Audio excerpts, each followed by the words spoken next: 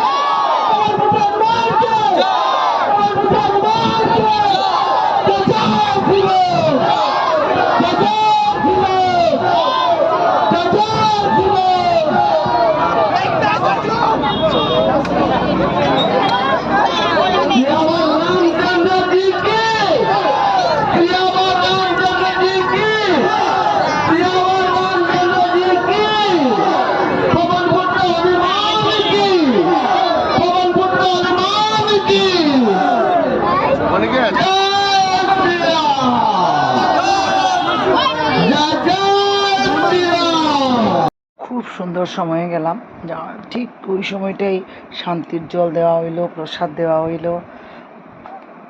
ভিড় ঠেলাইয়া আমরাও গেলাম, গিয়া আমরাও প্রসাদ নিলাম।